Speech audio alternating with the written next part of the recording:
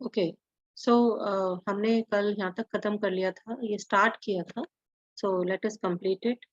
हम पढ़ रहे थे characteristic features of wind pollinated flowers, जिसे हम एनिमोफिली भी बोल देते हैं। सो पॉलन ग्रेन्स जो प्रोड्यूस होते हैं वो लार्ज नंबर में होंगे। क्यों? क्योंकि बहुत सारे पॉलन ग्रेन वेस्ट हो जाएंगे स्टिग्मा तक पहुंचते पहुंचते। तो उसको कंपनसेट करने के लिए पॉलन ग्रेन्स लार्ज नंबर में बनते हैं। पॉलन ग्रेन्स के और क्या कैरेक्टरिस्टिक फीचर्स होते हैं? लाइट वेट होते हैं, आसानी से एयर उनको उड़ा हवा उनको उड़ा के ले जाए, विंड उनको उड़ा के ले जाए। स्मॉल होते हैं, ड्राई होते हैं, स्मूथ होते हैं, नॉन स्टिकी होते हैं, जिससे आसानी से विंड उन्हें कैरी कर सके। फ्लावर्स छोटे होते हैं, इनकॉन्स्पिक्यूअस होते हैं। एंथर जो है वो एक्सपोज्ड होता है क्योंकि फिलामेंट काफी लॉन्ग होता है। तो एक्सपोज होगा तो विंड आसानी से एंथर में जो भी पॉलन ग्रेन है जो बर्स्ट हुआ है एंथर, उनको आसानी से उड़ा के ले जा सकती है। एंथर ज्यादातर वर्सेटाइल होते हैं। वर्सेटाइल मीन्स सी सॉ की तरह वो टू एंड फ्रो कर सकते हैं। ठीक है, जैसे सी सॉ होता है, एक बच्चा नीचे चलता है तो एक दूसरी तरफ बैठा हुआ बच्चा झूले पे ऊपर आ जाता है, तो टू एंड फ्रो। इस तरह के एंथर जो है उसे हम वर्सेटाइल एंथर कहते हैं। इससे जल्दी से एंथर खाली हो जाता है हवा से। फ्लावर्स की बात करें तो कलरलेस होते हैं, ऑर्डरलेस होते हैं, नेक्टरलेस होते हैं, क्योंकि विंड को और वाटर को, दोनों चीजों को, इनसे कुछ मतलब नहीं है। They have nothing to do with colour, odour, taste, क्योंकि हवा और पानी सभी को मिलेगा, whether they are colourless, whether they are odourless, whether they are nectarless. ठीक है, it has to blow and carry pollen grains everywhere. तो फ्लावर्स आर जनरली क्लस्टर्ड, अगर क्योंकि छोटे छोटे फ्लावर होते हैं तो एक साथ इकट्ठे हो जाते हैं और इन्फ्लोरेसेंस बना लेते हैं। ये तो आपके एंथर के कैरेक्टरिस्टिक फीचर्स हो गए, पॉलीगेन के कैरेक्टरिस्टिक फीचर हो गए, यानी मेल रिप्रोडक्टिव पार्ट्स के कैरेक्टरिस्टिक फीचर्स हैं। लेकिन अगर फीमेल की बात करें तो ओवरी में जो है वो एक ही ओव्यूल पाया जाता है जनरली। ठीक है, एक ओव्यूल एक ओवरी में मिलेगा। क्योंकि चांस, क्यों रीजन पूछा जा सकता है, क्योंकि चांसेस ऑफ फर्टिलाइजेशन बहुत कम है। पहले तो चांसेस ऑफ पॉलिनेशन बहुत कम है, मेन आंसर है चांसेस ऑफ पॉलिनेशन बहुत कम है। स्टिग्मा स्टिकी होता है, इससे कि पॉलन ग्रेन, याद रखिएगा पॉलन ग्रेन नॉन स्टिकी होते हैं लेकिन स्टिग्मा स्टिकी होता है। जैसे ही पॉलन ग्रेन आता है एकदम से उसको अपने से स्टिक कर लेता है। फिर stigma large landing surface provide करता है पॉलन ग्रेन के लिए। और आपने देखा होगा जो कॉर्न कॉब होते हैं, जो भुट्टे होते हैं, ठीक है, मक्का के जो ये देख सकते हो आप, इस तरह से आपने देखे होंगे, इसमें ये कॉर्न कॉब्स होते हैं। ठीक है, ये जो कॉर्न कॉब है, भुट्टा जिसे कहते हैं, इसमें ये आप देख सकते हैं बालियां से निकली रहती है। ये कुछ नहीं है, ये टेसल्स होते हैं। और ये टेसल स्टिग्मा और स्टाइल होते हैं, ये क्वेश्चन यहाँ से आ सकता है। टेसल्स क्या होते हैं? Stigma and style. और ये हवा में लहराते हैं जिससे कि हवा में जो पॉलन ग्रेन है उसे आसानी से कैच कर सके। ये काम होता है कॉर्न कॉब का। Now come to next. उसके बाद आपका आता है वाटर पॉलिनेटेड फ्लावर्स। तो वाटर पॉलिनेटेड फ्लावर्स को हम बोलते हैं क्या? हाइड्रोफिलिक। नाउ पॉलिनेशन वाटर से बहुत कम पाया जाता है। पूछा जा सकता है कौन सा पॉलिनेशन सबसे कम है, विंड, वाटर, इंसेक्ट, कौन सा? तो याद रखिएगा वाटर से पॉलिनेशन सबसे कम होता है। और सबसे ज्यादा इंसेक्ट से होता है। बीज बीज सबसे बड़े पॉलिनेटर्स होते हैं और सबसे कम वाटर से पॉलिनेशन होता है। और सिर्फ 30 जनरा, यहाँ पे भी एक वैल्यू पॉइंट बन रहा है, की पॉइंट बन रहा है। 30 जनरा है ऐसे जो कि वाटर से पॉलिनेट होते हैं, और उनमें ज्यादातर कौन है? मोनोकॉट्स। बहुत इंपॉर्टेंट दो दो तीन की पॉइंट इसी फर्स्ट पॉइंट में ही है, फर्स्ट आप लाइन में ही आप कह सकते हो। अच्छा, कौन से प्लांट्स हैं जिनके फ्लावर वाटर से पॉलिनेट होंगे? वेलिस्नेरिया, हाइड्रिला, ठीक है, ये तो फ्रेश वाटर प्लांट्स हो गए। और जॉस्टरा जो सी ग्रास। क्यों? क्योंकि पूरी तरह से पानी में डूबे रहते हैं।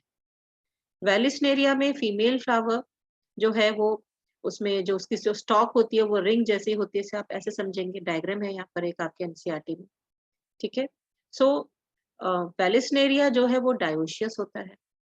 मेल फ्लावर अलग है, ये मेल प्लांट है, उसमें सिर्फ मेल फ्लावर ही ग्रो करेंगे, बॉर्न होंगे। ये स्टेमिनेट फ्लावर्स है, ये सिर्फ मेल फ्लावर्स है, तो ये मेल प्लांट है। और दूसरा जो प्लांट है साथ में वो फीमेल प्लांट है, क्योंकि इसमें फीमेल फ्लावर है। और आप देख रहे हैं फीमेल फ्लावर का जो पेडिसल है वो बहुत लंबा होता है। और जब फ्लावर मेच्योर नहीं होता है, यंग होता है, तो ये कॉइल अप करके फ्लावर को अंदर की तरफ खींच के रखता है।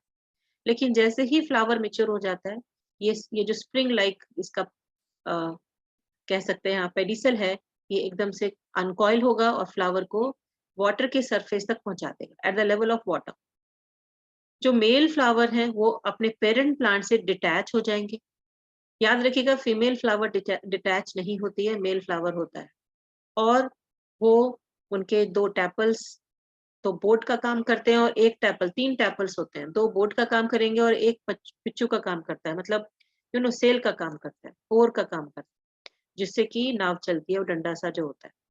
तो उससे जो है ये मेल फ्लावर जो है वो फीमेल फ्लावर तक पहुंच जाते हैं पैसिवली, क्योंकि इनके लोकोमोटिव स्ट्रक्चर तो है नहीं, लेकिन इनके जो 3 टैपल्स होते हैं वो उनको स्विमिंग में हेल्प करते हैं। और जैसे ही मेल फ्लावर फीमेल फ्लावर के पास पहुंचता है, वहां पे एंथर बर्स्ट हो जाता है और पॉलन ग्रेन लिबरेट हो जाते हैं स्टिग्मा के ऊपर। तो वाटर कैरी कर रहा है किसको, फ्लावर को, मेल फ्लावर को, और पॉलन उनके जो पॉलन ग्रेन्स हैं उनको फीमेल फ्लावर तक, इसलिए वाटर से पॉलिनेटेड होते हैं। अच्छा, बहुत सारे ऐसे भी फ्लावर्स होते हैं, ये अभी आया है इसी साल क्वेश्चन 2021 में आया है। ऐसे भी फ्लावर्स होते हैं जो रहते तो पानी में हैं, लेकिन पानी से पॉलिनेट नहीं होते। आप देख सकते हो, ये आपका लोटस हो जाएगा, वाटर हाइसिंथ है, वाटर लिली है। ये कुछ ऐसे फ्लावर्स होते हैं जो कि पाए तो आपके कहाँ जाते हैं, पानी में, लेकिन वाटर से पॉलिनेट नहीं होते। तो फिर किससे होते हैं, ऑप्शन था। तो इसके ऑप्शन थे एक तो आपका विंड और एक इंसेक्ट, क्योंकि खूबसूरत होते हैं तो इंसेक्ट अट्रैक्ट कर सकते हैं उन्हें। तो इंसेक्ट से बने तो इंसेक्ट पॉलिनेशन के लिए है, लेकिन विंड भी उनको मना नहीं कर देगी, क्योंकि विंड को कोई मतलब नहीं है whether the flower is beautiful और इट इज अगली। ठीक है, सो वाटर और वाटर से पॉलिनेट नहीं होंगे, विंड एंड इंसेक्ट इन्हें पॉलिनेट करते हैं। तो ये 3 मैंने यहाँ पे पिक लिए हुए हैं, आप देख सकते हो। आपके लोटस हो गया, आपके शॉर्निया हो गया, वाटर हाइसिंथ, वाटर लिली हो गया। ये जो है किससे पॉलिनेट होते हैं, ये सिर्फ आपके वाटर से पॉलिनेट ना होके, रहते पानी में लेकिन वाटर से पॉलिनेट ना होके विंड और इंसेक्ट से पॉलिनेट होते हैं। इसी साल नीट में आया है क्वेश्चन और बहुत इजी क्वेश्चन है। ठीक है, तो वो चीज हमने वेलिस्नेरिया का पढ़ लिया, किस तरह से फीमेल फ्लावर जो है वो उसकी spring like pedicel coil up हो जाती है और अनकॉइल होती है, और जब पॉलिनेशन हो जाता है तो फिर से कॉइल अप होके जो फर्टिलाइज्ड फ्लावर है उसको ड्रैग कर लेती है और सीड्स जो है वो पानी के अंदर ही लिबरेट हो जाते हैं। तो इस तरह से वेलिस्नेरिया की साइकिल चलती है। याद रखिएगा, जो पॉलन ग्रेन्स है वो passively carried by water current. Passively का मतलब होता है कि उनके खुद के कोई लोकोमोटरी स्ट्रक्चर नहीं है। एक्टिवली मतलब लोकोमोटरी स्ट्रक्चर है, लेकिन यहाँ पैसिवली कैरिड मतलब लोकोमोटरी स्ट्रक्चर नहीं होते पॉलन ग्रेन के। वाटर जहां उन्हें ले जाएगा, वाटर का करंट वहां वो चले जाए। ठीक है, अगर वहां स्टिग्मा है तो स्टिग्मा पे वो डिपॉजिट हो जाए। सो इन सी ग्रासेस, जॉस्टर, सी ग्रासेस में क्या होता है, जैसे जॉस्ट्रा हो गया, फीमेल फ्लावर पूरी तरह से पानी में डूबी रहती है, पॉलन ग्रेन पानी के अंदर ही लिबरेट हो जाते हैं। और पॉलन ग्रेन यहाँ पे थोड़े स्पेशल होते हैं। पॉलन ग्रेन जो है ऐसी स्पीशीज के लॉन्ग होंगे, रिबन लाइक होंगे, नेकेड होंगे, यानी याद रखिएगा इनमें एक्साइन नहीं होता। और कैरिड पैसिवली, वही कोई लोकोमोटिव स्ट्रक्चर नहीं है, आसानी से, क्योंकि लॉन्ग रिबन लाइक है तो आसानी से कैरी कर सकते हैं, वाटर करंट उन्हें भा के ले जा सकता है और स्टिग्मा तक ही पहुंच जाते हैं। फिर उसके बाद ज्यादातर जो वाटर पॉलिनेटेड स्पीशीज होते हैं उनके पॉलन ग्रेन पानी में डूब ना जाए, भारी ना हो जाए, नीचे ना डूब जाए, पानी को ना पी ले। पानी पी लेंगे भारी हो जाएंगे, नीचे डूब जाएंगे। तो उससे बचाने के लिए उनके ऊपर म्यूसिलेजिनस कवरिंग होती है। तो ये बहुत इंपॉर्टेंट की पॉइंट है कि वाटर पॉलिनेटेड जो स्पीशीज होती हैं उनके ज्यादातर पॉलन ग्रेन के ऊपर एक प्रोटेक्टिव कवरिंग होती है म्यूसिलेज की, जो कि उनको गीला होने से बचाती है। ठीक है, अगर ये नहीं होगी तो गीले हो जाएंगे, भारी हो जाएंगे और वो वाटर करंट के बहाव में नहीं चलेंगे, वो नीचे बैठ जाएंगे और पॉलिनेशन नहीं हो पाएगा। वाटर पॉलिनेटेड फ्लावर्स जो है वो भी विंड पॉलिनेटेड फ्लावर की तरह ज्यादा शोई नहीं होते, कलरफुल नहीं होते जनरली। ठीक है, और नेक्टर प्रोड्यूस नहीं करते, क्योंकि हवा को और पानी को इन चीजों से कोई मतलब नहीं है, वो सबके पास जाएगी ना। इसके बाद आपका नेक्स्ट आता है insect pollinated flowers. Insect pollinated flowers showy होते हैं, बड़े बड़े होते हैं, लार्ज होते हैं, ब्राइटली कलर्ड होते हैं, क्योंकि उनको अट्रैक्ट करना है इंसेक्ट्स को।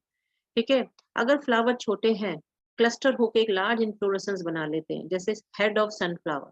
तो हेड ऑफ सनफ्लावर एक फ्लावर नहीं है, ये क्या है, खूब सारे फ्लावर का समूह है, यानी इन्फ्लोरेसेंस है। दिखता एक फ्लावर है लेकिन उसमें खूब सारे छोटे छोटे छोटे फ्लावर्स होते हैं। ऐसे फ्लावर्स जो कि इंसेक्ट से पॉलिनेट होंगे वो स्टिकी होते हैं, जिससे आसानी से पॉलन ग्रेन स्टिक हो जाए। ठीक है। लैंडिंग प्लेटफॉर्म प्रोवाइड करते हैं इंसेक्ट्स के लिए। कुछ पॉलन ग्रेन ईडेबल हो सकते हैं, जैसे इंसेक्ट्स उनको खाने के लिए आए, रोजा है, ठीक है, क्लीमेटिस है। फिर नेक्टर प्रोड्यूस करते हैं जिससे कि इंसेक्ट विजिटर उनके पास आ जाए।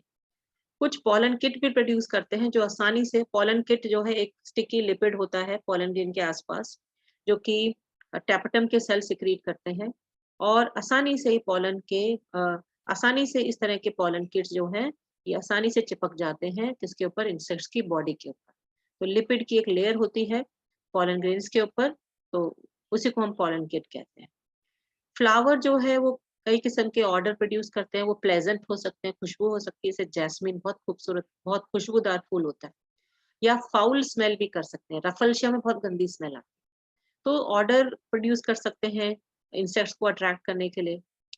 फ्लावर एक सेफ प्लेस प्रोवाइड कर सकते हैं जिससे कि इंसेक्ट अपना एग ले कर सके।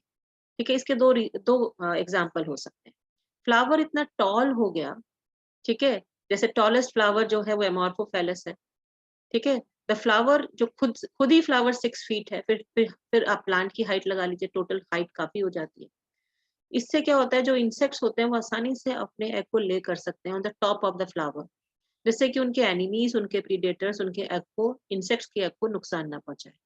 तो ये एक रिवॉर्ड दे रहा है ये फ्लावर, पॉलिनेशन भी हो रहा है और साथ में सेफ प्लेस भी प्रोवाइड कर रहा है टू ले एग्स। ऐसे ही एक और रिलेशनशिप आप देखेंगे, लेकिन ये सिम्बायोटिक रिलेशनशिप है, टाइट टू टाइट रिलेशनशिप है, यानी yucca and moth. Yucca moth, yucca and moth, yucca एक मोनोकॉट प्लांट होता है, मॉथ जो है वो एक इंसेक्ट की स्पीसीज है। दोनों में टाइट टू टाइट रिलेशनशिप है, यानी यूका के बिना मॉथ नहीं रह सकता, मॉथ के बिना यूका नहीं रह सकता। दोनों अपनी लाइफ साइकिल एक दूसरे के बिना कंप्लीट नहीं कर सकते। क्यों? क्योंकि मॉथ के पास एक स्ट्रक्चर होता है माउथ पार्ट में, ओवी डिपोजिशन उसे कहते हैं। ठीक है, ओवी नॉट माउथ पार्ट, उसका उसके जो ओव्यूलेशन का जहां से वो ओवम रिलीज करता है उसमें एक ओवी डिपोजिशन होता है। वो ओवी डिपोजिशन के हेल्प से सीधा यूका के ओवरी चैम्बर में अपने एग को ले कर देता है। यानी जब मॉथ फ्लावर पे बैठेगा तो अपने ओवी डिपोजिशन की हेल्प से वो एग को कहाँ ले कर देगा, यूका फ्लावर के ओवरी चैम्बर में। इससे क्या होगा, एक तो एनिमीज को पता नहीं चलेगा कि एग ले कहाँ किए हुए हैं, वो छुपे रहेंगे ओवरी के चैम्बर में, और साथ साथ एग से लार्वा निकल आएंगे, हैच कर जाएंगे। लार्वा का डेवलपमेंट और सीड का डेवलपमेंट, क्योंकि जब ऐसा कर रहा था ये मॉथ, जब ओवी डिपोजिशन कर रहा था, यानी अपने एग को ले कर रहा था ओवरी चैम्बर में, तो इस एक्ट में पॉलिनेशन भी हो गया। ठीक है, क्योंकि जो मॉथ है वो अपने साथ काफी सारे पॉलन ग्रेन चिपका के लाया था, तो पॉलिनेशन भी हो गया। इससे क्या होगा कि फर्टिलाइजेशन हो गया। ठीक है, सीड्स बन गए, तो सीड का डेवलपमेंट और लार्वा का डेवलपमेंट दोनों साथ साथ चलेंगे।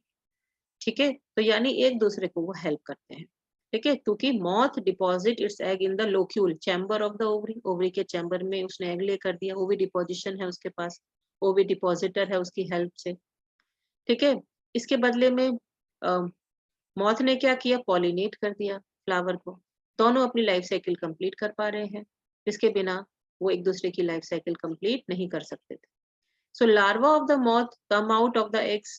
ठीक है, एग से लार्वा निकल जाएंगे ओवरी चैम्बर में ही, और वहां फर्टिलाइजेशन से सीड भी बन गए हैं क्योंकि पॉलिनेशन हो गया था ओवी पोजिशन के टाइम पे। तो सीड का डेवलपमेंट, ठीक है, और लार्वा का डेवलपमेंट साथ साथ होगा। लार्वा थोड़े बहुत सीड्स भी खाएंगे, लेकिन यस फर्टिलाइजेशन भी उसी की वजह से हुए हैं। तो इस तरह से क्या है, एक दूसरे की हेल्प करते हैं, सिम्बायोटिक एसोसिएशन है। नाउ कम टू नेक्स्ट, ये आप देख सकते हैं एमॉर्फोफेलस का ये फ्लावर है, आप देख सकते हैं फ्लावर ही कितना टॉल है, very tall flower, 6 feet tall है। तो इतने हाइटेड प्लांट में अगर कोई पॉलन, यू नो इतने हाइटेड प्लांट में कोई इंसेक्ट अगर एग ले करता है तो वो सेफ रहेगा। नाउ कम टू नेक्स्ट, ये देखिए, ये आप व्हाइट कलर के देख रहे हैं, ये यूका फ्लावर है और उसमें ये व्हाइट कलर के, यहाँ देखिए बहुत क्लियर दिख रहा है, ये आपके मॉथ है। ये इस तरह के इंसेक्ट होते हैं जो कि एग ले करते हैं, यहाँ पे बैठ जाएंगे, इनके पास ओवी डिपॉजिटर होता है, उसकी हेल्प से वो ओवरी के चैम्बर तक उसको पहुंचा देंगे और वहां पे एग ले कर देंगे। नाउ कम टू नेक्स्ट, अब आपका होता है कि नेक्स्ट जो पॉइंट है वो बहुत इंपॉर्टेंट है कि आपको पता है कि कंटिन्यूअस सेल्फ पॉलिनेशन से, जब कंटिन्यूअस सेल्फ पॉलिनेशन होता है तो इनब्रीडिंग डिप्रेशन होता है। ये बात फ्लावर को भी पता है। तो इनब्रीडिंग डिप्रेशन से बचने के लिए, ठीक है, या सेल्फ पॉलिनेशन से बचने के लिए प्लांट्स कुछ स्ट्रैटेजी अडॉप्ट करते हैं, ठीक है, अपने आप से अडॉप्ट करते हैं, ठीक है, क्योंकि उन्हें पता है अगर लगातार सेल्फ पॉलिनेशन करेंगे तो इनब्रीडिंग डिप्रेशन हो जाएगा, उनकी क्वालिटी खत्म हो जाएगी, उनके वेरिएशंस खत्म हो जाएंगे, वेरिएंट्स ज्यादा नहीं रहेंगे और धीरे धीरे धीरे उनमें जो खूबियां थी वो खत्म हो जाएंगी। तो कौन कौन से मेथड्स अपनाते हैं प्लांट्स खुद से, जिससे कि यू नो क्या ना हो, सेल्फ पॉलिनेशन ना हो, क्रॉस पॉलिनेशन हो जाए। तो कुछ स्पीशीज जो हैं वो क्या करती हैं, या तो पॉलन ग्रेन पहले मैच्योर हो जाता है उनमें, ठीक है, उन्हें हम प्रोटेंडरी कहते हैं, या स्टिग्मा पहले रिसेप्टिव हो जाएगा, स्टिग्मा पहले मैच्योर हो जाएगा, प्रोटोगाइनी। ये किस में होता है, जो फ्लावर बाइसेक्सुअल होते हैं। तो बाइसेक्सुअल फ्लावर में ऑटोगेमी होने के बहुत चांसेस होते हैं। तो प्लांट ने क्या स्ट्रेटेजी अपना ली, पहले उसने किसको मैच्योर कर दिया, या तो एंथर पहले मैच्योर हो जाएगा, स्टिग्मा अभी नॉन रिसेप्टिव है, अगर पॉलन ग्रेन उस पे झड़ भी गए तो जेमिनेट नहीं होंगे, या तो ये केस हो जाएगा, या स्टिग्मा पहले मैच्योर हो गया, अभी एंथर में पॉलन ग्रेन है ही नहीं, पड़े ही नहीं। तो स्टिग्मा पे जो भी पॉलन ग्रेन बाहर से उड़कर आएगा वो उसको जेमिनेट करा के पॉलिनेशन कर लेगी, तब तक उसका खुद का एंथर मैच्योर होता है तो उससे पहले वो पॉलिनेशन कर चुकी होगी। तो इस तरह से ये कुछ स्पीशीज जो है अपने आप को बचा लेती हैं सेल्फ पॉलिनेशन से, इनब्रीडिंग डिप्रेशन से बचा लेती हैं। सो अगर पहले एंथर मैच्योर होता है तो प्रोटोएंड्री बोलते हैं, अगर पहले गायनोशियम मैच्योर होता है तो प्रोटोगाइनी कहते हैं। अब एग्जाम्पल देख सकते हैं प्रोटेंड्री का, सनफ्लावर साल्विया, ये एग्जाम्पल है प्रोटेंड्री का, ठीक है, और प्रोटोगाइनी का एग्जाम्पल है मिराबिलिस जलापा प्लांटैगो, साबूदाना को कहते हैं प्लांटैगो। नाउ एक ये तो एक मेथड हो गया। फिर दूसरा मेथड ये होता है कि डिफरेंट पोजीशन हो सकते हैं एंथर एंड स्टिग्मा के, या तो एंथर बहुत हाइटेड है, स्टिग्मा जो है वो लोअर साइड पर है, या वाइस वर्सा। इससे क्या होगा, 100% तो ऑटोगेमी प्रिवेंट नहीं होगी, लेकिन हाँ कुछ हद तक ऑटोगेमी प्रिवेंट होगी, क्योंकि दोनों के डिस्टेंस में फर्क है, दोनों के हाइट में फर्क है। तो जैस्मिन प्राइम रोज में आप क्या देखते हैं कि पोजीशन जो है एंथर और स्टिग्मा की बहुत वेरी करती है ना। थर्ड जो डिवाइस है वो है इनब्रीडिंग, थर्ड जो डिवाइस है वो है सेल्फ इनकम्पैटिबिलिटी, ठीक है। इनब्रीडिंग को रोकने के लिए सेल्फ इनकम्पैटिबिलिटी, देखिए एक जेनेटिक फैक्टर है, ये कंट्रोल करती हैं एस एलीज, ये जेनेटिकली कंट्रोल फैक्टर है। इसमें क्या होता है, अपने खुद के ही पॉलन ग्रेन को स्टिग्मा अलाउ नहीं करती टू जर्मिनेट, अगर पॉलन ग्रेन झड़ भी जाए, गिर भी जाए तो जर्मिनेट नहीं होंगे, बिकॉज ऑफ सेल्फ इनकम्पैटिबिलिटी। आप जानते हैं कंपैटिबिलिटी का मतलब होता है मैचिंग, इनकम्पैटिबिलिटी का मतलब मैच नहीं करना। सेल्फ मतलब खुद ही, खुद के ही पॉलन ग्रेन को स्टिग्मा अलाउ नहीं करती टू जर्मिनेट, और ये जेनेटिकली कंट्रोल फैक्टर है, जेनेटिकली कंट्रोल आप कह लीजिए फीचर है प्लांट्स में, ठीक है, मैकेनिज्म है, और ये ड्यू टू एस एलील की वजह से होता है।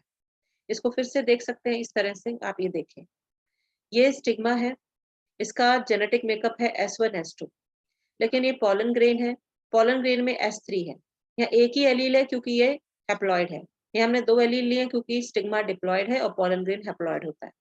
तो S3 S4, ठीक है, दो तरह के पॉलन ग्रेन स्टिग्मा पे झड़े, S3 और S4। तो आप देख रहे हैं जीन्स बिल्कुल मैच नहीं कर रहे, तो ऐसे पॉलन ग्रेन जो है वो दूसरे कहीं बाहर से आए हैं, दूसरे प्लांट के पॉलन ग्रेन है, ये जर्मिनेट हो जाएंगे, क्योंकि स्टिग्मा अपने खुद के पॉलन ग्रेन को जर्मिनेट नहीं होने देगा। यहाँ देखिए कि S3 वाला पॉलन ग्रेन तो जर्मिनेट हो गया, लेकिन S1 वाला अगर गिरता है, यानी सेम प्लांट का अगर पॉलन ग्रेन गिरता है तो वो जर्मिनेट नहीं होगा, ठीक है, देखिए रुक गया। और इस केस में S2 और S1 दोनों ही पॉलन ग्रेन अगर झड़ते हैं स्टिग्मा पे, क्योंकि खुद के ही पॉलन ग्रेन है, तो वो जर्मिनेट नहीं होंगे। तो इस तरह से सेल्फ इनकम्पेटिबिलिटी एक जेनेटिकली कंट्रोल मैकेनिज्म है, अपने खुद के पॉलन ग्रेन को, जिनका जीनोटाइप सेम होता है, क्योंकि खुद के सेल्स के बने हुए हैं तो जीनोटाइप सेम रहेगा, तो इसीलिए ऐसे पॉलन ग्रेन्स को अलाउ नहीं करती स्टिग्मा टू जर्मिनेट, इसी को हम सेल्फ इनकम्पेटिबिलिटी कहते हैं। अब तीसरा डिवाइस देखिए, आई मीन टू से फोर्थ डिवाइस देखिए, जिससे कि प्लांट्स अपने आप को प्रोटेक्ट कर सकते हैं, इनब्रीडिंग डिप्रेशन से बचा सकते हैं, सेल्फ पॉलिनेशन को रोककर। वो क्या हो सकता है, कि प्लांट्स ने यूनिसेक्शुअल फ्लावर्स बनाने शुरू कर दिए।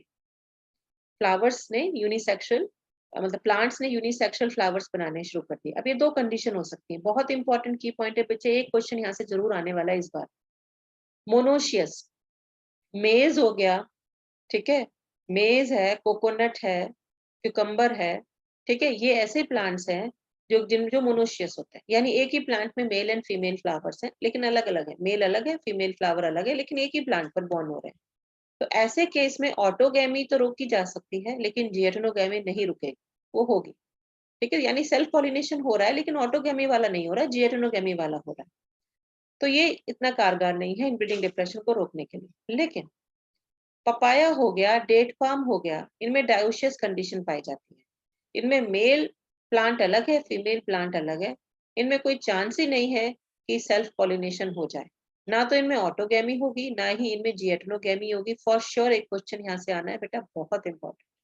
सो पपाया, डेट पाम जो डायोशियस होते हैं, वो बिल्कुल उनमें क्रॉस पॉलिनेशन होती है, ना उनमें ऑटोगैमी होती, ना उनमें जिएटोनोगैमी होती, किसी भी तरह का सेल्फ पॉलिनेशन नहीं होता। लेकिन मेज में ऑटोगैमी तो रुक जाएगी, लेकिन जिएटोनोगैमी नहीं रुकती। तो इस तरह से आप देखेंगे कि ये क्या है, कुछ एग्जाम्पल्स हैं, कुछ आप कह सकते हैं पॉइंट्स हैं जिससे कि प्लांट्स अपने आप को बचा सकते हैं इनब्रीडिंग डिप्रेशन से। ठीक है, ऐसे डिवाइसेस हैं उनके पास, ऐसे मेथड्स हैं उनके पास जिससे वो डिस्करेज कर सके सेल्फ पॉलिनेशन को और एनकरेज कर सके क्रॉस पॉलिनेशन को, या आप कह लीजिए डिस्करेज कर सके इनब्रीडिंग डिप्रेशन, ओवरकम कर सके।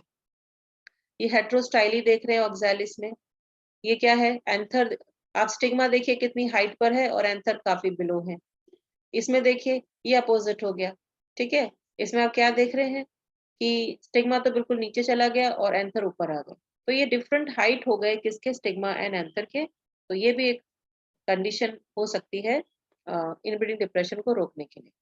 अब पॉलन पिस्टल इंटरेक्शन, ये भी बहुत इंपॉर्टेंट पॉइंट है। वो सारे इवेंट्स जो स्टार्ट होते हैं पॉलन ग्रेन का डिपॉजिट होना स्टिग्मा के ऊपर, फिर उस पॉलन ग्रेन का जर्मिनेट होना स्टिग्मा के ऊपर, और राइट टाइप कंपैटिबल टाइप, सभी नहीं जर्मिनेट हो सकते, जो कंपैटिबल होगा, इनकम्पैटिबल वन नहीं जर्मिनेट होगा स्टिग्मा पे, जो कंपैटिबल पॉलन ग्रेन होगा वो जर्मिनेट कर जाएगा। उसमें से जर्मिनेशन ऑफ पॉलन ग्रेन का मतलब होता है उसमें से पॉलन ट्यूब निकल आना, ठीक है, पॉलन ट्यूब निकल के किसी एक सिनर्जिड्स में एंटर हो जाएगी। देयर आर टू सिनर्जिड्स, किसी एक में एंटर हो जाएगी। ये सारे इवेंट्स स्टार्ट हुए हैं deposition of pollen grain up to entry of pollen tube into into one of the synergids. ये सारे इवेंट्स कहलाते हैं पॉलन पिस्टल इंटरेक्शन। अब क्या क्या स्टेप्स होते हैं? सबसे पहले पॉलन ग्रेन्स जो हैं वो सेटल हो जाते हैं स्टिग्मा के ऊपर। कई प्लांट के सेटल होते हैं, लेकिन सिर्फ जर्मिनेट वही करेंगे जो सेम स्पीशीज को बिलोंग करते हैं और कंपैटिबल हो। ये नहीं कि मैंगो के ऊपर अगर पपाया का गिर गया तो जर्मिनेट कर जाएगा, नो, गिर जरूर जाएंगे, सेटल जरूर हो जाएंगे, लेकिन जर्मिनेट नहीं करेंगे। लेकिन अगर मैंगो के ऊपर मैंगो का ही पॉलन ग्रेन गिरा है लेकिन वो भी कंपैटिबल है तो ही जर्मिनेट होगा, नहीं तो नहीं होगा। तो कंपैटिबल होना चाहिए, ठीक है। फिर कंपैटिबिलिटी ऑफ पॉलन ग्रेन कौन डिटरमाइन करेगा? स्पेशल प्रोटीन्स होती हैं जो डिटरमाइन करती हैं, और वो प्रोटीन किसके कंट्रोल में होती है? जीन के, और जीन का नाम एसएलील है, अभी मैंने आपको बताया। कंपैटिबल पॉलन ग्रेन जो है क्या करते हैं? वाटर एब्जॉर्ब करते हैं, न्यूट्रिएंट एब्जॉर्ब करते हैं स्टिग्मा के सरफेस से, और ये क्या बनाते हैं? पॉलन ट्यूब बनाते हैं। पॉलन ट्यूब जो है सिक्रीट करती है पैक्टिनेस और अदर हाइड्रोलिटिक एंजाइम, इससे क्या होता है? एक पैसेज बनता है, ठीक है, for it in the style, ठीक है। एक एक क्योंकि स्टाइल जो है, स्टिग्मा जो है वो ठोस टिश्यू है, उस उनके सेल्स को डिसॉल्व कर दिया जिससे कि पॉलन ट्यूब को रास्ता मिल जाए।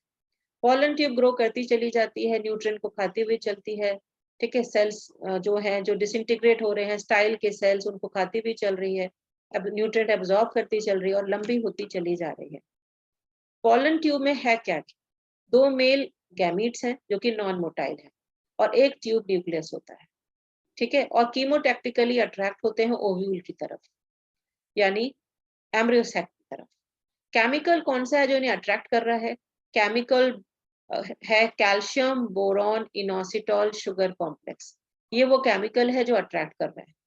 अब पॉलन ट्यूब जो है वो एंटर कर जाएगी किसी दो में से एक सिनर्जिट में वो एंटर कर जाएगी और अपना कंटेंट एम्ब्रियो सैक में रिलीज कर देगी।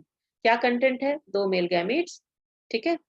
ट्यूब न्यूक्लियस तो डिसइंटीग्रेट हो जाएगा, बस उसने उसने वहां तक पहुंचा दिया, अब वो नष्ट हो जाएगा, ठीक है। सिर्फ 2 मेल गैमीट्स एम्ब्रियो सैक में एंटर हो जाएंगे।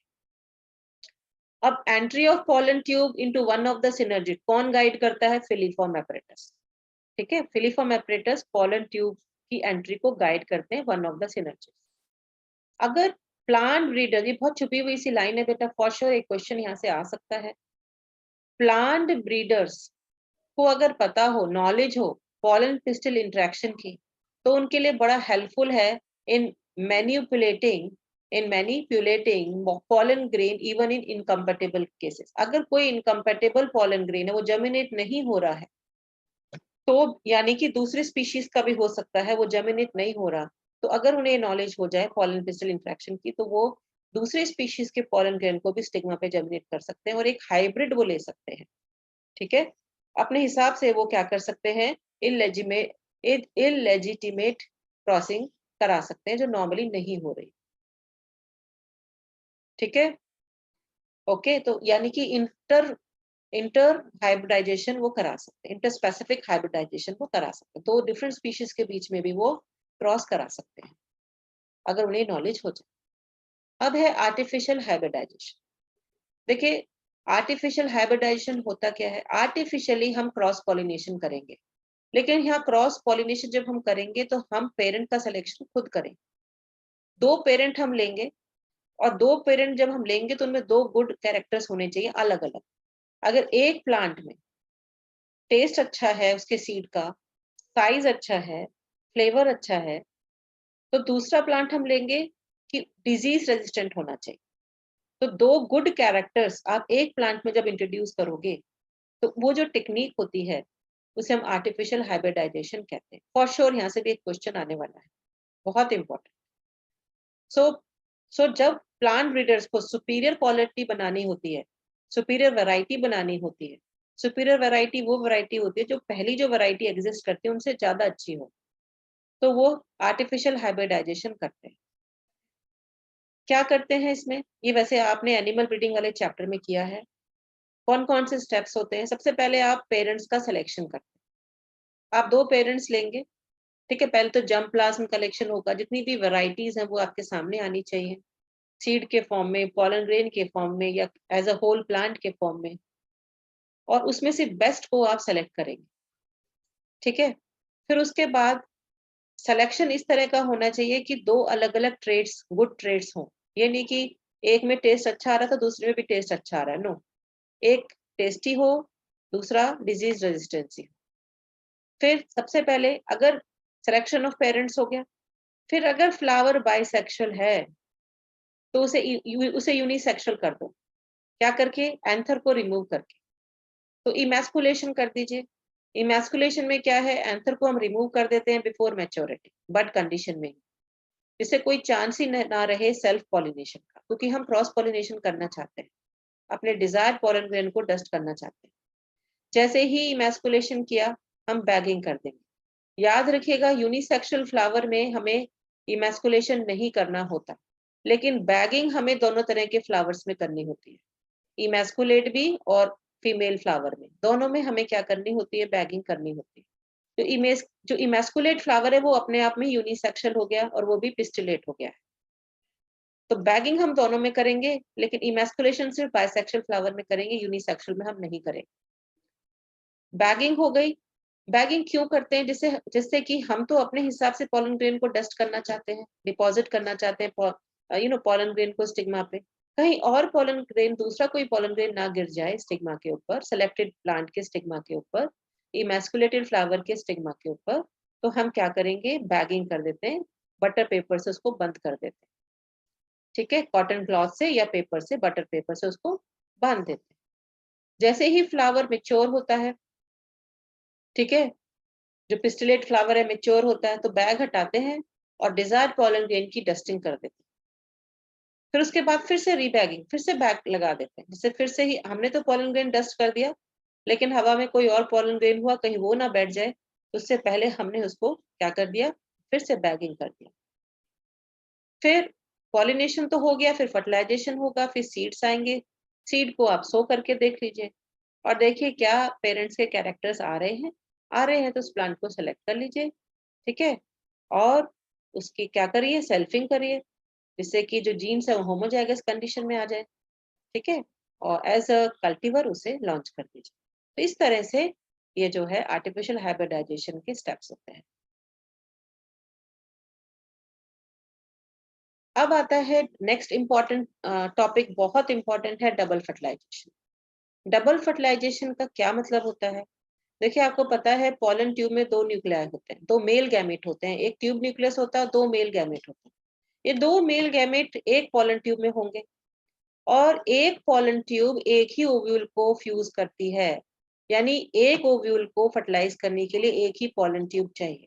अगर एक ओव्यूल में एक ही एम्ब्रियो सैक है, ये क्वेश्चन इनडायरेक्ट आता है कि अगर 50 पॉलन ट्यूब हैं तो कितने ओव्यूल चाहिए उसे फर्टिलाइज करने के लिए? 50 ही चाहिए।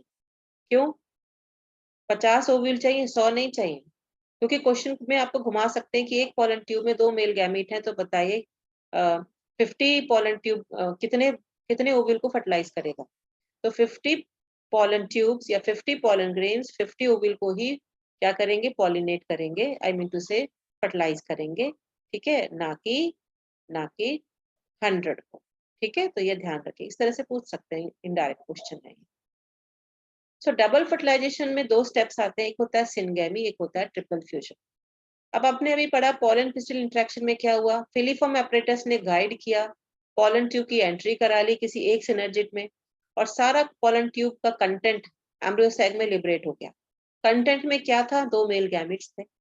एक मेल गैमिट तो फ्यूज कर जाएगा एग के साथ, आपको पता है एग एपरेटस में एग और दो सिनर्जिड्स होते हैं, सिनर्जिड्स तो डिसइंटीग्रेट होने शुरू हो जाएंगे और मेल गैमेट फ्यूज कर जाएगा एग के साथ, बनेगा जायगोट।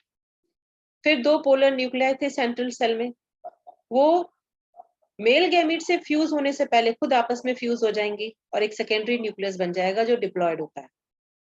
याद रखिएगा पोलर न्यूक्लियाई हैप्लॉयड होती हैं, लेकिन जब वो फ्यूज हो जाती हैं तो सेकेंडरी स्ट्रक्चर जो बनता है वो सेकेंडरी न्यूक्लियस होता है, वो डिप्लॉयड होता है। और ऐसे डिप्लॉयड सेकेंडरी न्यूक्लियस से जब मेल गैमेट फ्यूज करेगा दूसरे वाला, एक तो फ्यूज कर चुका है एग के साथ जिसने जायगोट बनाया, उसे सिनगैमी कहा उस प्रोसेस को, लेकिन जब डिप्लॉयड सेकेंडरी न्यूक्लियस के साथ सेकंड मेल गैमेट फ्यूज करता है तो क्या होगा, ट्रिपल फ्यूजन, क्योंकि तीन सेट्स ऑफ क्रोमोसोम आपस में मिल रहे हैं, तो ट्रिपल फ्यूजन हो गया, ठीक है। और वो जो स्ट्रक्चर बनेगा वो ट्रिप्लॉयड होगा, थ्री सेट्स ऑफ क्रोमोसोम्स होंगे, ट्रिप्लॉयड होगा और उसे बोलेंगे प्राइमरी एंडोस्पर्म न्यूक्लियस। ये क्वेश्चन इनडायरेक्ट भी आ सकता है और फॉर श्योर एक क्वेश्चन आएगा कि अगर लीव सेल में 8 क्रोमोसोम हैं, किसी एंजियोस्पर्मिक प्लांट के लीव सेल में अगर 8 क्रोमोसोम्स हैं, ठीक है, तो बताइए उसके एंडोस्पर्म में कितने होंगे? तो लीव सेल से मतलब होता है 2n, यानी डिप्लॉयड होता है लीव सेल, तो 2n 8 है तो n कितना हुआ 4, तो एंडोस्पर्म ट्रिप्लॉयड होता है तो 3n कितना हो गया, 4 3 जा 12, तो 12 क्रोमोसोम्स होंगे एंडोस्पर्म में, ऐसे प्लांट के जिसमें कि उसके लीफ में 8 क्रोमोसोम्स होते हैं। याद रहेगा, ठीक है ना।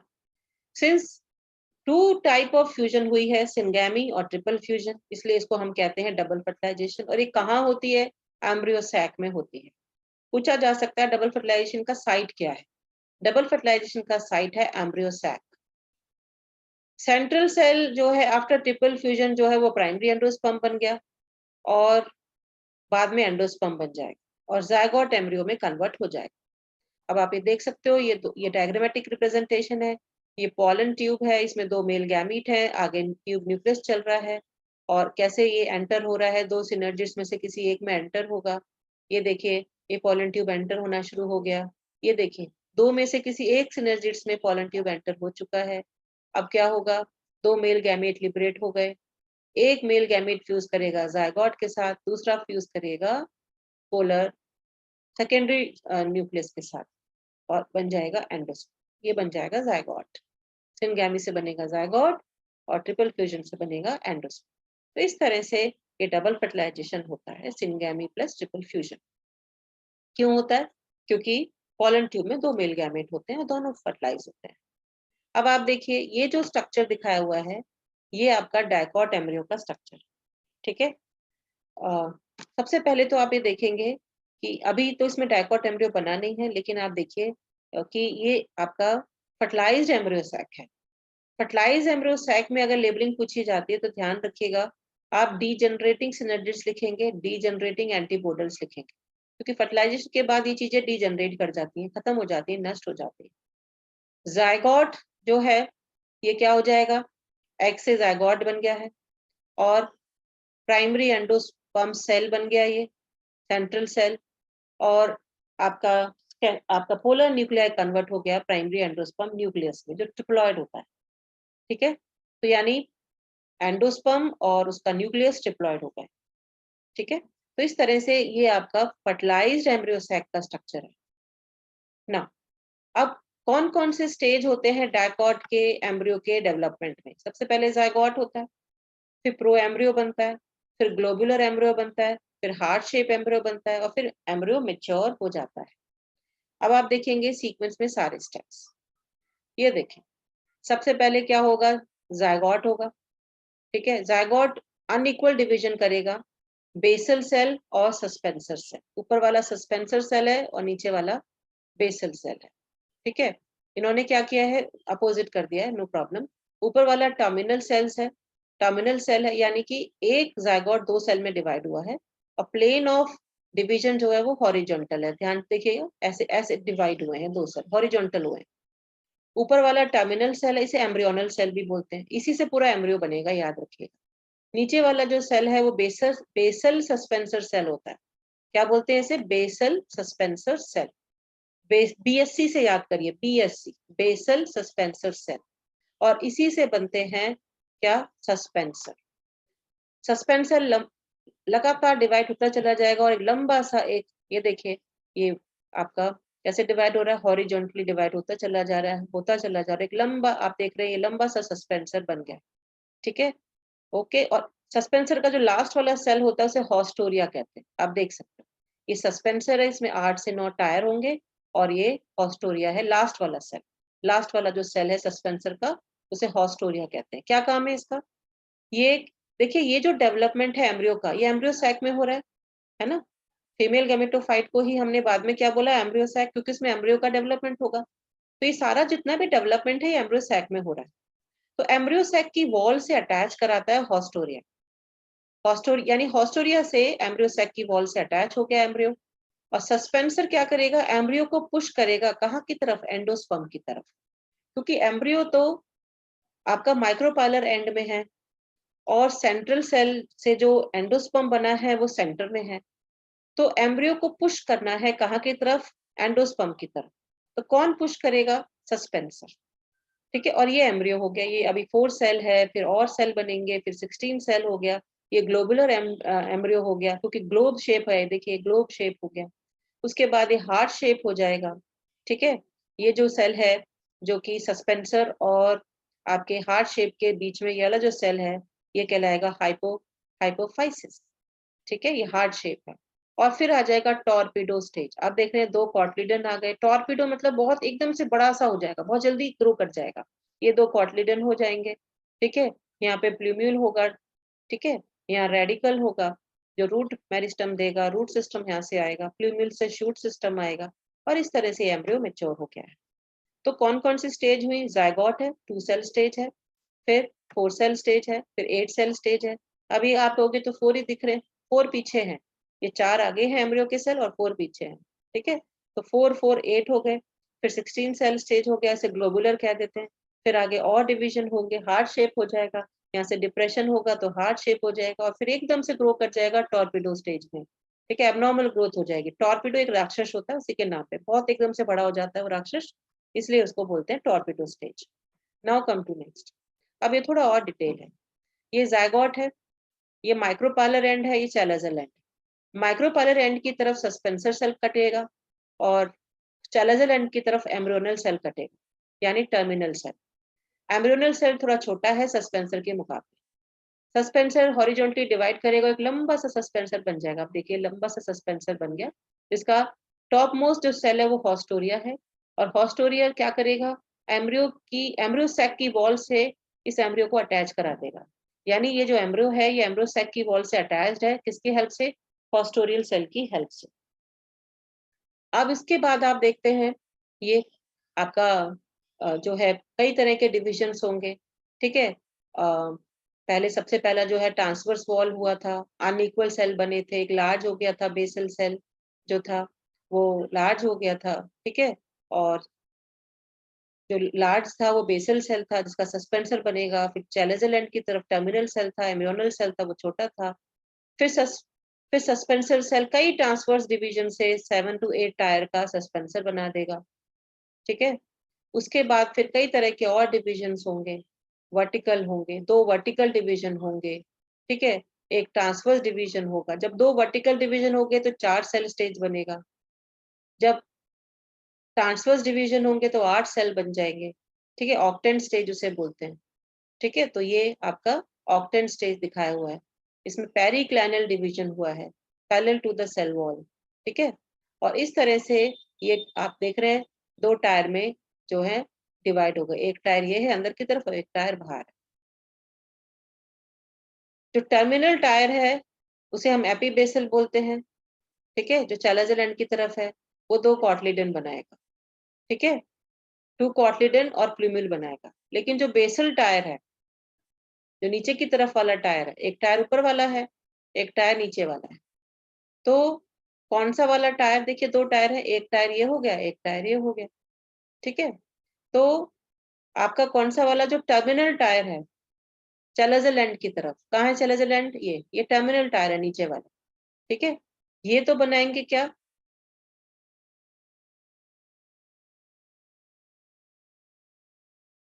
ये 2 कॉटलेडन बनाएंगे एंड द प्लूम्यूल। और ऊपर का जो टायर है, ठीक है, ऊपर के टायर को हम हाइपोबेसल बोलते हैं, ये हाइपोकोटाइल बनाएगा, ठीक है, एक्सेप्ट इट्स टिप, टिप को छोड़कर। फिर पेरिक्लाइनल डिवीजन होगा, ठीक है। और आउटर लेयर ऑफ सेल्स बन जाएंगे। सबसे बाहर वाली जो लेयर होगी उसे हम क्या बोलेंगे? प्रोटोडर्म, डर्मेटोजन इससे निकल के आएगा। फिर इनर लेयर डिफरेंशिएट होगी प्रोकैम्बियम में, इसे प्लीरोम बोलते हैं। फिर ग्राउंड मेरिस्टेम बन जाएगा, इसे पेरिबलम बोलते हैं। मैंने एनिमल टिश्यू में इसको कराया है आपको, ठीक है। तो प्रोकैम्बियम, ठीक है, इसका वेस्कुलर स्टैंड बनेगा। फिर ग्राउंड टिश्यू है, ठीक है, इसका कॉर्टेक्स एंड पिथ आएगा और डर्मेटोजन से एपिडर्मिस आएगा। तो ये वो एम्ब्रियोनिक स्टेजेस हैं जिससे अलग अलग टिश्यूज मैच्योर में निकल के आते हैं। फिर फाइनली हार्ट शेप एम्ब्रियो आएगा। फिर ये एकदम से टॉर्पिडो स्टेज हो गया और ये आपका हो गया एम्ब्रियो, मैच्योर एम्ब्रियो। ये मैच्योर एम्ब्रियो है आपका। तो इस तरह से एम्ब्रियो का डेवलपमेंट होता है ना। ये जो डेवलपमेंट है ये मोनोकॉट का डेवलपमेंट है। मोनोकॉट के डेवलपमेंट में भी वही सारी स्टेजेस होंगी, बस 2 डिफरेंसेस होंगे। एक डिफरेंस, इनके सस्पेंसर में ज्यादा सेल्स नहीं होते हैं, 3 से ज्यादा नहीं होते। तो आप खुद देख लीजिए, 1, 2 और एक आपका ये ऑस्टोरिया हो गया। तो 3 ही सेल होते हैं सस्पेंसर में, ज्यादा नहीं होते, ठीक है। और दूसरा, इनमें हार्ट शेप स्टेज नहीं दिखाई देता। जो हार्ट शेप एम्ब्रियो है वो यहाँ नहीं दिखाई देता क्योंकि यहाँ 2 कॉटलेडन नहीं होते हैं। अच्छा, अब आप देखिए ये सस्पेंसर है और ये देखिए एम्ब्रियो सैक की वॉल से अटैच हो गया, ये हॉस्टोरिया है, ठीक है। सस्पेंसर का लास्ट सेल क्या कहलाता है? हॉस्टोरिया, जो एम्ब्रियो सैक की वॉल से अटैच्ड है। और ये सस्पेंसर है जिसने एम्ब्रियो को पुश कर दिया है एंडोस्पर्म की तरह, जिससे कि एम्ब्रियो उससे खाना पीना ले सके। तो ये इस तरह की पोजीशन होती है एम्ब्रियो की एक ओव्यूल के अंदर, ठीक है। और ये पूरा क्या है? Embryo sac. यानी एम्ब्रियो किसके अंदर बन रहा है? एम्ब्रियो सैक के अंदर। और एम्ब्रियो सैक के अंदर एंडोस्पर्म है इधर की तरफ, ये पूरा एंडोस्पर्म है जिसे एम्ब्रियो खा के बड़ा होगा। ये देखिए, ये डायग्राम है डायकॉट एम्ब्रियो का। डायकॉट एम्ब्रियो में आप देखेंगे कि 2 कॉटलिडन होंगे। यहाँ पे कॉटिलिडनरी नोड होता है जहां से कॉटलिडन्स निकलते हैं। सो एम्ब्रियो का वो पोर्शन जो कॉटिलिडनरी नोड से ऊपर का है वो एपिकोटाइल कहलाता है। और एम्ब्रियो का वो पोर्शन जो कि कॉटिलिडनरी नोड से नीचे का है वो वो हाइपोकोटाइल कहलाता है, ठीक है। एपिकोटाइल ऊपर का पार्ट, हाइपोकोटाइल नीचे का पार्ट कॉटिलिडनरी नोड का। ये नोड है सेंटर में, एक्सिस से कट करेंगे तो यहाँ सेंटर में नोड आएगा। तो वो जो नोड है उसे हम बोलते हैं क्या? कॉटिलिडनरी नोड। सो एम्ब्रियो का वो पोर्शन जो अबव द कॉटिलिडनरी नोड है उसे एपिकोटाइल कहते हैं, और एम्ब्रियो का वो पोर्शन जो कि कॉटिलिडनरी नोड से नीचे का है वो हाइपोकोटाइल। एपिकोटाइल प्लूम्यूल में एंड होगी और हाइपोकोटाइल जो है वो रेडिकल में एंड अप होगा, और रेडिकल कवर्ड रहेगा रूट कैप से। तो ये एक डायकॉट एम्ब्रियो का स्ट्रक्चर है। डायकॉट क्यों? क्योंकि दो कॉटिलिडन है। कॉटिलिडन की ग्रोथ ज्यादा हो गई है इसलिए लग रहे हैं कि टॉप पे है, लेकिन टॉप पे प्लूम्यूल होता है। और प्लूम्यूल का क्या काम है? It gives future, it's a future shoot, इसी से पूरा शूट सिस्टम आएगा। और रेडिकल का क्या काम है? It gives root system. Now come to next. ये आपका मोनोकॉट का एम्ब्रियो है। मोनोकॉट के एम्ब्रियो में आप देख रहे हैं शील्ड शेप जो स्केलेटन, शील्ड शेप जो आपका कॉटिलिडन होता है, एक ही कॉटिलिडन होता है, वो शील्ड शेप होता है, ठीक है, उसे हम स्क्यूटिलम कहते हैं। ये आपने 11th में भी कर लिया है, ठीक है। उसके बाद इसका जो एम्ब्रियो है वो लेटरल टू एम्ब्रियोनल एक्सिस, ठीक है, पाया जाता है, यानी कॉटिलिडन के लेटरल साइड में होता है, सेंटर में नहीं होता। और इसके जो प्लूम्यूल है वो कवर्ड रहते हैं एक अनडिफरेंशिएटेड शीट जिसे कॉलियोप्टाइल कहते हैं, और इसका रेडिकल भी कवर्ड रहता है एक शीट से जिसे कहते हैं कॉलियोराइजा। और यहाँ पे एक आपको एपीब्लास्ट दिखाई देगा। एपीब्लास्ट होता है रूडिमेंट्री सेकंड कॉटिलिडन, यानी सेकंड कॉटिलिडन आया तो था लेकिन वो आगे ग्रो नहीं हुआ, वो फंक्शनलेस हो गया, रूडिमेंट्री हो गया, उसे एपीब्लास्ट कहते हैं। एनसीईआरटी में इसका कहीं जिक्र नहीं है लेकिन लेबल किया हुआ है, तो इसलिए बिल्कुल पूछा जा सकता है। तो एपीब्लास्ट होता है रूडिमेंट्री सेकंड कॉटिलिडन को हम क्या बोलते हैं? एपीब्लास्ट बोलते हैं। तो इस तरह से ये आपका क्या है? मोनोकॉट एम्ब्रियो का स्ट्रक्चर है, जिसमें कि जो कॉटिलिडन है उसका स्क्यूटिलम कहते हैं, ठीक है। प्लूम्यूल कवर्ड रहता है कॉलियोप्टाइल से, और रेडिकल कवर्ड रहता है कॉलियोराइजा से। और ये एपीब्लास्ट है जो सेकंड कॉटिलिडन है, ठीक है। फर्स्ट कॉटिलिडन को तो स्क्यूटिलम बोलते हैं, सेकंड कॉटिलिडन को एपीब्लास्ट बोलते हैं, लेकिन सेकंड कॉटिलिडन यानी एपीब्लास्ट फंक्शनलेस होता है, ये रूडिमेंट्री होता है। Now come to next.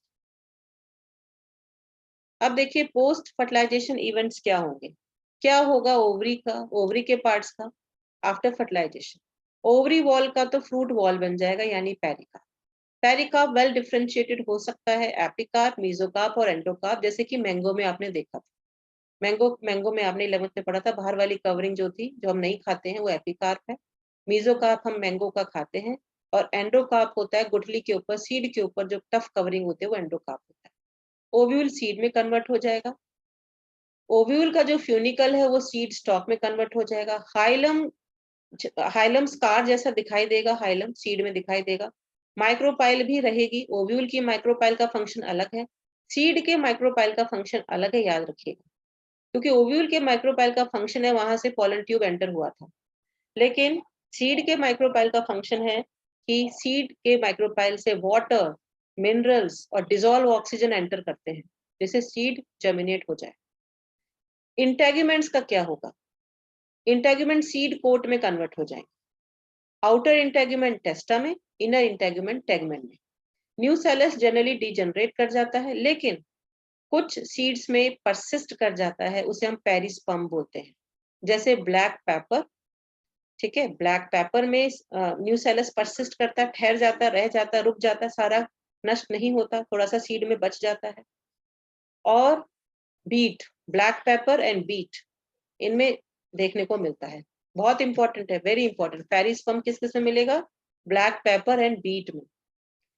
Embryo sac के सेल्स का क्या होगा? एंटीपोडल डिजनरेट कर जाएंगे, एग सेल जायगोट में, और जायगोट एम्ब्रियो में कन्वर्ट हो जाएगा। सेकेंडरी न्यूक्लियस एंडोस्पर्म में कन्वर्ट हो जाएगा। और सेकेंडरी न्यूक्लियस किससे बना? पोलर न्यूक्लियाई से बना। पोलर न्यूक्लियर फ्यूज होकर सेकेंडरी न्यूक्लियस बना, और सेकेंडरी न्यूक्लियस फर्टिलाइज होके एंडोस्पर्म में कन्वर्ट हो गया। एंटीपोडल भी डिजनरेट कर जाए। तो ये इवेंट्स होंगे। अब आप देख सकते हो डायकॉट सीड है, ये दो कॉटिलिडन है, और ये एपिकोटाइल है, ठीक है, राइट। हाइपोकोटाइल, एपिकोटाइल आप जानते ही हैं, ठीक है। रेडिकल प्लूम्यूल आप जानते हैं। अब ये देखिए ये हाइलम है, यहाँ पे कभी स्टॉक अटैच थी, अब ये स्कार जैसा स्ट्रक्चर दिखाई दे रहा है, ये हाइलम हो गया। Now come to next. ये देखिए ये बहुत इंपॉर्टेंट, पी जो है या बीन सीड जो है वो नॉन एंडोस्पर्मिक होती है। ये कैस्टर सीड है, इसमें एंडोस्पर्म दिख रहा है। इसमें कैस्टर सीड में पेरिस्पर्म भी होता है, याद रखिए। तो तो पेरिस्पर्म के 3 एग्जाम्पल हो गए आपके पास, बीट रूट, ठीक है, और ब्लैक पेपर एंड कैस्टर। फिर याद रखिएगा, ये पूछा जा सकता है ऐसा कौन सा सीड है जिसका एम्ब्रियो कर्व्ड होता है, इसके कॉटलिडन क्या होगा, कर्व्ड एम्ब्रियो होता है जिसके अंदर, ठीक है। तो कर्व्ड जो एम्ब्रियो होता है जो कि एंडोस्पर्म में धसा रहता है, एम्बेडेड इन एंडोस्पर्म, वो अनियन सीड होता है, ये ऑप्शन में आ सकता है। तो अनियन जो है वो एंडोस्पर्मिक सीड है, और ये मेज का दिया हुआ ये भी एंडोस्पर्मिक सीड है, और ये ऑलरेडी आप 11th में अभी कराया है मैंने, ये आप कर चुके हो मॉर्फोलॉजी वाले चैप्टर, ठीक है। तो ये सारे पॉइंट्स आप देख लीजिएगा, बहुत इंपॉर्टेंट है, कौन से एंडोस्पर्मिक सीड्स होते हैं, कौन से नॉन एंडोस्पर्मिक सीड्स होते हैं। अब आपको पता है सीड्स जो है वो फाइनल प्रोडक्ट होते हैं रिप्रोडक्शन के। सीड्स को हम फर्टिलाइज्ड ओव्यूल भी बोल सकते हैं जो फ्रूट्स के अंदर पाए जाते हैं। सीड्स में सीड कोट होते हैं, कॉटलिडन होता है, एक एम्ब्रियो एक्सिस होता है। सीड कोट को हम दो में डिवाइड करते हैं अगर दो इंटेगुमेंट थे, टेस्टा एंड टेगमेंट। टेस्टा बाहर वाले इंटेगुमेंट से बनता है और टेगमेंट अंदर वाले से। टेस्टा बाहर वाला होता है, थिक होता है, टफ होता है, ब्राउनिश कलर का होता है, लेकिन टेगमेंट अंदर वाला होता है, थिन होता है, पेपर जैसा होता है, ट्रांसपेरेंट होता है।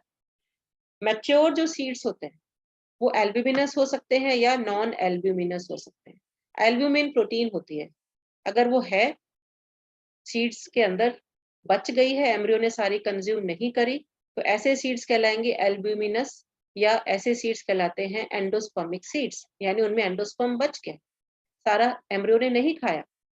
और नॉन एल्ब्यूमिनस या नॉन एंडोस्पर्मिक सीड्स वो होते हैं जिनका पूरा एंडोस्पर्म कंज्यूम कर लिया ग्रोइंग एम्ब्रियो ने, एंडोस्पर्म छोड़ा ही नहीं है।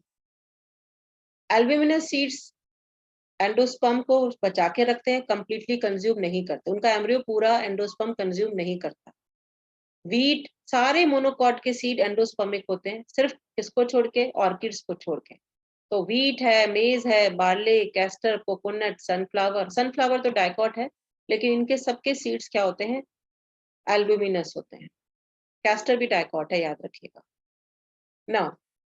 नॉन एल्ब्यूमिनस सीड्स वो होते हैं जो कि जिनमें एंडोस्पर्म बचता ही नहीं है, सारा एम्ब्रियो खा जाता है, ठीक है, यानी नॉन एंडोस्पर्मिक भी, एक्स एंडोस्पर्मिक भी बोल देते हैं।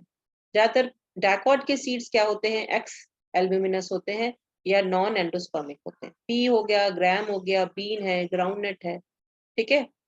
पेरिस्पर्म अभी मैंने आपको बताया, कुछ सीड्स में न्यूसेलस कंप्लीटली डिसइंटीग्रेट नहीं होता, ठीक है, ठहर जाता है, रेमनेंट उसका दिखता है, रेमनेंट मतलब अवशेष, उसका अवशेष दिखाई देता है, बचा कुचा दिखता है, परसिस्ट कर जाता है। तो ऐसे रेजिडुअल परसिस्टेंट न्यूसेलस को हम क्या बोलते हैं, पेरिस्पर्म। न्यूसेलस आप जानते हो क्या होता है, ओव्यूल जब यंग होता है तो उसकी टिश्यू बनी होती है सिंपल पैरेन्काइमेटस टिश्यू से, उसे हम न्यूसेलस कहते हैं। नॉर्मली फर्टिलाइजेशन के बाद ये खत्म हो जाता है, लेकिन कुछ सीड्स में बच जाता है। Example black pepper, beet, coffee and castor, ये एग्जाम्पल है, अच्छे से याद कर लीजिएगा। ये पूछा जा सकता है इनमें से कौन से एंडोस्पर्मिक है, कौन से नॉन एंडोस्पर्मिक, कौन किस में पेरिस्पर्म है, किस में पेरिस्पर्म नहीं है। बहुत इंपॉर्टेंट है, फॉर श्योर एक क्वेश्चन यहाँ से आता है। Now come to next. अब फ्रूट्स, ट्रू फ्रूट हो सकते हैं, फॉल्स फ्रूट हो सकते हैं, पार्थेनोकार्पिक फ्रूट्स हो सकते हैं। ट्रू फ्रूट वो फ्रूट होते हैं जो सिर्फ और सिर्फ ओवरी से बनते हैं, या तो फर्टिलाइजेशन से या विदाउट फर्टिलाइजेशन। अब आप कहोगे मैम ऐसा क्यों? देखिए, बनाना ट्रू फ्रूट है लेकिन वो पार्थेनोकार्पिक भी है। क्यों? क्योंकि वो बना तो ओवरी से है लेकिन बिना फर्टिलाइजेशन के। तो banana is a true fruit as well as parthenocarpic fruit. अगर ऑप्शन में आता है तो ट्रू भी लिखेंगे, पार्थेनोकार्पिक भी लिखेंगे बनाना के। ट्रू फ्रूट मैंगो है, मैंगो जो है वो ओवरी से बनता है और फर्टिलाइजेशन के बाद भी बनता है। फॉल्स फ्रूट वो होते हैं कि ओवरी के साथ साथ और दूसरे पार्ट भी पार्टिसिपेट करते हैं फ्रूट बनाने में, तो ऐसे फ्रूट्स कहलाते हैं पार्थेनोकार्पिक फ्रूट। जैसे कि मैंगो में थैलेमस, ये सॉरी मैंगो नहीं, एप्पल, एप्पल में थैलेमस, आप देख रहे हैं ये थैलेमस है, जो आप खाते हो एप्पल का पोर्शन या पियर का पोर्शन, नाशपाती का, वो थैलेमस होता है। और सेंटर का पोर्शन आप फेंक देते हो क्योंकि ये ओवरी है, यानी ओवरी ने पार्टिसिपेट तो किया, ओवरी के अंदर सीड्स भी हैं, पार्टिसिपेट तो किया फ्रूट बनाने में, लेकिन मेजर पोर्शन किसका है, थैलेमस का है, यानी थैलेमस ने भी पार्टिसिपेट किया। तो ओवरी के साथ अगर दूसरे फ्लोरल पार्ट भी पार्टिसिपेट करते हैं तो ऐसे फ्रूट्स कहलाते हैं फॉल्स फ्रूट। कैश्यू में पडंकल फ्रूट बनाने में हेल्प करता है। एक्चुअली कैश्यू जो होते हैं वो दो कॉटलिडन्स होते हैं, फिर पार्थेनोकार्पिक फ्रूट्स आप जानते ही हैं, वो फ्रूट्स जो बिना फर्टिलाइजेशन के बनते हैं, सीडलेस फ्रूट्स होते हैं। तो ग्रेप्स जो है वो सीडलेस फ्रूट है, और ये हम मॉर्फोलॉजी में ऑलरेडी कर चुके हैं, मॉर्फोलॉजी में कर चुके हैं। लीची जो है वो बनता है फ्रॉम सीड्स, स्टॉक एरिल से बनता है, फ्रूट डेवलप। कैश्यू सीड है, कॉटलिडन थैलेमस ईडेबल होते हैं इसमें, ठीक है। तो ये हम ऑलरेडी कर चुके हैं। Now come to next. अच्छा, सिग्निफिकेंस क्या होते हैं सीड्स के? सीड्स के सिग्निफिकेंस होते हैं कि सीड जो है वो डेलिकेट एम्ब्रियो को बचा के रखता है, प्रोटेक्ट करके रखता है। सीड बहुत दूर दूर तक जो है एम्ब्रियो को डिस्पर्स कर सकता है, प्लांट स्पीशीज को डिस्पर्स कर सकता है। फूड है एनिमल का, बर्ड का, ठीक है। सीड में जो है एम्ब्रियो है जो कि जर्मिनेशन में हेल्प करेगा, उसमें न्यूट्रिएंट्स होते हैं स्टोर्ड, जिससे कि एम्ब्रियो इनिशियली उन्हीं न्यूट्रिएंट्स को कंज्यूम करके ग्रो करता है। सीड सोर्स है प्रोटीन का, ऑयल का, ऑर्गेनिक एसिड का, विटामिन, मिनरल, शुगर ह्यूमंस के लिए। सीड्स जो है वो एग्रीकल्चर का बेस होता है, ठीक है। एग्रीकल्चर करना है तो आप सीड्स चाहिए आपको। सीड्स एंड फ्रूट्स जो होते हैं वो सेक्सुअल रिप्रोडक्शन के प्रोडक्ट तो है ही, सोर्स ऑफ वेरिएशंस भी है क्योंकि रिप्रोडक्शन से बनते हैं। अभी कुछ फैक्ट्स हैं सीड्स के लिए। कुछ सीड्स हैं जो हमने एक्सकेवेशन, खुदाई के बाद हमें मिले। 2000 साल के बाद जब ये सीड हमने खुदाई से निकाले, हमारे साइंटिस्ट ने, आर्कियोलॉजिकल सर्वे ने के लोगों ने, जैसे फिनिक्स डेक्टाइलीफेरा, ये खजूर का सीड होता है। ये 2000 साल के बाद दबा रहा, उसके बाद ये ग्रो कराया तो ग्रो हो गया। कहाँ से निकला? एक्सकेवेशन से निकला, खुदाई करके निकला, king Herod's palace near Dead Sea, ठीक है, वहां से खुदाई करके निकाला गया। ऐसे ही लुपिनस आर्क्टिकस बहुत इंपॉर्टेंट है, पूछा जा सकता है। ये भी आपका खुदाई करके निकला, आर्कटिक टुंड्रा से ही निकाला गया, ठीक है। और ये जर्मिनेट भी हुआ, इसमें फूल भी आए, इसमें फल भी आए 10,000 साल के बाद तक। समझ आया? 10,000 साल तक ये दबा रहा, खुदाई से हमने जब बाहर निकाला, हमारे साइंटिस्ट ने आर्कियोलॉजिकल एक्सकवेशन से किया गया, ठीक है। तो कहाँ पे? आर्कटिक टुंड्रा में, बर्फ में दबा रहा, और 10,000 साल के बाद भी ये जर्मिनेट हो गया और उसमें खूब सारे फ्रूट्स आए। जो ऑर्किड्स होते हैं उनमें थाउजेंड्स ऑफ टाइनी सीड्स होते हैं, ठीक है, ओके। और कुछ ऐसे भी होते हैं जो पैरासिटिक होते हैं, जैसे ओरो बेंके, स्ट्राइगा, ये एनसीईआरटी के पॉइंट्स है सारे, ये पैरासिटिक होते हैं सीड्स। अब आपका आता है, 2 टॉपिक रह गए हैं। एक है आपका क्या, व्हाट इज इट? एक आपके रह गए हैं एपोमिक्सिस और पॉलीएम्ब्रियो, ठीक है। एपोमिक्सिस क्या होता है? एपोमिक्सिस होता है development of seed without fertilization, यानी सीड तो बन गया लेकिन फर्टिलाइजेशन नहीं हुआ, यानी ये तो एक तरह से सेक्सुअल रिप्रोडक्शन हो गया, जो मिमिक्री कर रहा है सेक्सुअल रिप्रोडक्शन की। यानी सेक्सुअल रिप्रोडक्शन से ही सीड बनते हैं, लेकिन यहाँ पे सीड बन गए but without sexual reproduction, without gametogenesis, without fusion of gametes, seed बन गए, तो ये एसेक्सुअल रिप्रोडक्शन है। ऐसे सीड को जब आप सो करेंगे तो आपको जो प्लांट मिलेंगे एग्जैक्टली वैसे ही मिलेंगे जैसे पेरेंट प्लांट है, कोई वेरिएशन नहीं दिखेगा। ये सिर्फ वेजिटेटिव प्रोपोगेशन में जैसे हमें प्लांट्स मिलते हैं वैसे ही मिलेंगे, ना तो जीन्स का सेग्रीगेशन होगा ना कुछ हो। तो इस तरह के जो सीड्स होते हैं उन्हें एपोमिक्टिक सीड्स बोलते हैं, ठीक है। कई मेथड्स होते हैं एपोमिक्टिक सीड के डेवलपमेंट के। 2 कॉमन मेथड है, recurrent agamospermy and adventive embryony. Agamospermy को हम जो है 2 में डिवाइड करते हैं, या तो वो विदाउट मियोसिस या सिनगैमी होता है। जैसे नॉन रिकरेंट एगैमोस्पर्मी, एम्ब्रियो यहाँ हैप्लॉइड होता है इसलिए सीड वाइबल नहीं है, बोएंगे तो उगेगा नहीं कुछ भी। लेकिन रिकरेंट एगैमोस्पर्मी में all the cells of embryo sac diploid होते हैं, जितने भी नॉर्मली एम्ब्रियो सैक के सेल क्या होते हैं, हैप्लॉइड, लेकिन यहाँ पे सारे सेल डिप्लॉयड है। एंड इट इज क्योंकि वो न्यूसेलस से बने हैं डायरेक्ट, इसे हम एपोस्पोरी बोलते हैं, या मेगास्पोर मदर सेल से बने तो डिप्लोस्पोरी कहेंगे। यानी एम्ब्रियो सैक के सारे सेल क्या होते हैं, डिप्लॉयड। तो डिप्लॉयड एग सीधा सीड बना देगा, ठीक है, और ऐसे सीड ग्रो भी करेंगे। एप्पल और पियर इसमें एग्जाम्पल है, ठीक है। तो डिप्लॉयड होगा तो रिकरेंट एगैमोस्पर्मी, अगर हैप्लॉइड होगा तो वो वाइबल नहीं है, उससे कुछ नहीं निकलने वाला, ठीक है। सीड है लेकिन बोने पे कुछ नहीं आएगा, लेकिन रिकरेंट एक गैमोस्पर्मी में सीड बना क्योंकि सीड न्यूसेलस से बना है या मेगास्पोर मदर सेल से बना है, दोनों के सेल डिप्लॉयड होते हैं, ठीक है, और डायरेक्टली इसमें कन्वर्ट हो गए एम्ब्रियो में, ठीक है, और ओव्यूल कन्वर्ट हो गया सीड में। ऐसे सीड को आप बो दीजिए, आपको नया प्लांट मिल जाएगा। एप्पल और पियर में ऐसा देखा जाता है रिकरेंट एगैमोस्पर्मी। सिग्निफिकेंस क्या होते हैं, ये भी बहुत इंपॉर्टेंट है। सिग्निफिकेंस ये होते हैं कि आपको बार बार अगर हमें ये जीन पता चल जाए कि कौन सी जीन रिस्पॉन्सिबल होती है एपोमिक्सिस के लिए, तो ये जीन हम उन प्लांट्स में इंट्रोड्यूस कर सकते हैं जो बड़ी मेहनत से हमारे साइंटिस्ट बनाते हैं, हाइब्रिड बनाते हैं, दो प्लांट को मिला के उनके गुड कैरेक्टर्स डालते हैं। लेकिन गुड कैरेक्टरिस्टिक्स फीचर्स क्या होते हैं, जब मियोसिस होता है, सीड बनते हैं, फर्टिलाइजेशन होता है, सीड बनते हैं, तो वो कैरेक्टर इधर उधर हो जाते हैं, ठीक है, एग्जैक्टली वैसे प्लांट आपको नहीं मिलते क्योंकि जीन सेग्रीगेट कर जाते हैं। अगर हमें पता चल जाए कि एपोमिक्टिक सीड के लिए कौन सी जीन है और वो जीन अगर हम हाइब्रिड प्लांट में इंट्रोड्यूस कर दें, तो ना तो सेग्रीगेशन ऑफ जीन होगा, ना ही वेरिएशंस आएंगे, एग्जैक्टली आपको कॉपी मिल जाएगी हाइब्रिड प्लांट की, क्योंकि वो वेजिटेटिव प्रोपोगेशन का एक जो है मेथड हो जाए।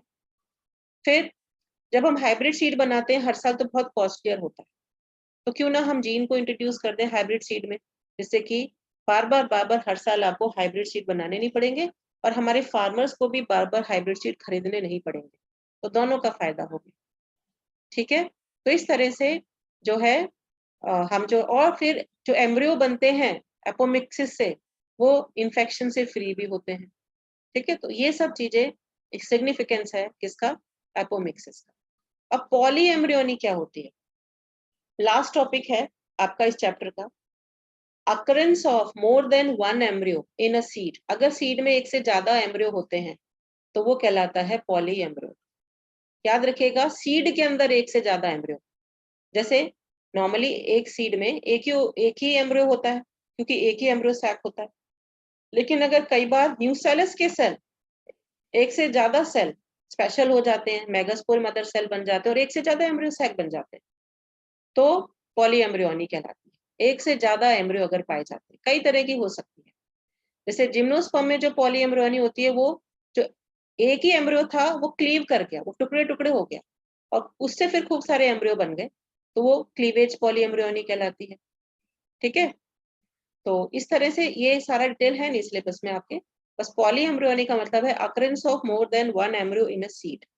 अच्छा, अगर हम एपोमिक्सिस की बात करें, तो एपोमिक्सिस कहाँ देखने को मिलता है, ग्रास फैमिली में और एस्टरेसी फैमिली में।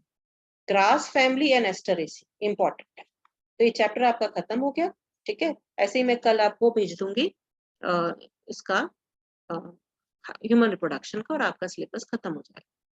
Now I am going to end of the meeting.